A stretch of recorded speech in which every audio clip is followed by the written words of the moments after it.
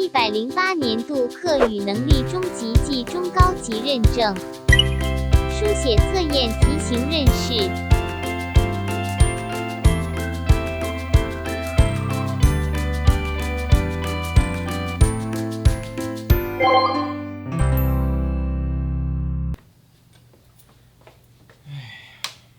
哎，明珠，宝宝回来了。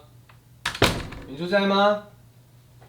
哎呀，明珠啊，训练都没有在讲。哎呀，哎，爸爸，考试要到嘞，阿明请我去家母卡乡下读书，我是报压张证哦，你唔是小啦？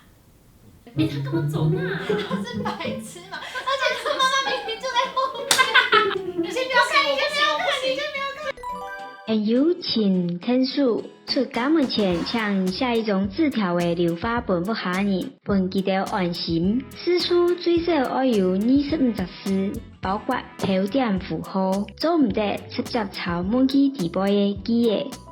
Hello， 各位同学们，老师又来上课喽。今天要教大家的是一些书写题型的解题技巧。首先，第一点也是最重要的，就是好好看清楚人家题目里面到底在问你什么，记得它的关键词汇哦。第二，书写的时候呢，记得要言之有物，很重要。绕着主题来做回答，字数至少要有25个字哦。第三，内容记得要完整，你可以很丰富的把你的答案用客语的句子把它表达出来哦。第四点，书写的时候表达记得要很流畅。这一题呢，主要的关键就是不要让家人担心，所以呢，你要交代清楚你要去哪里，什么时候会回家。但是呢，你在书写的时候，你的口吻跟态度非常重要，注意你的 attitude。同学们，老师有说过，如果你没有做到的话，爱的小手伺候失效。哇哦，乡下来吃饭喽。一日來吃飯咯。科技經發達，人同人嘅聯絡更利便。照理講，人老人嘅關係應該係更來更話減爭錯。不過，你是看過鄉下吃飯嘅一部卡人，大家都做低頭族，告訴佢嘅用嘅麼？科技對人際關係嘅影響當深。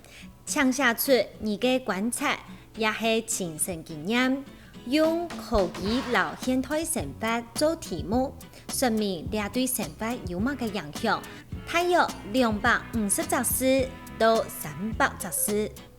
Hello， 各位同學們，老師又來上課嘍。今天要教大家什麼解題技巧呢？聽清楚嘍。第一點呢，就是要看清楚題目跟引導語。各位知道，科技呢對於現代人際關係的影響非常深，所以呢，你可以寫下你的觀察，還有你的親身經驗，用科技留現代生活做題目哦。想想看，這些科技的進步到底是拉近還是拉遠了人與人之間的距離呢？還有科技的進步會不會影響你的視力保健呢？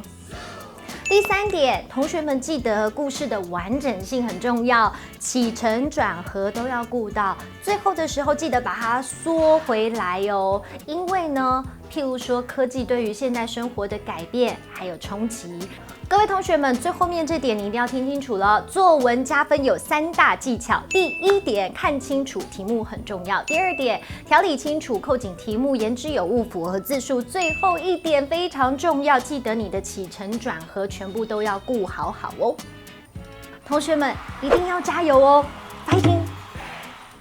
報名只到8月5日，8月5日，8月5日，8月5日，因為很重要，所以念了4次。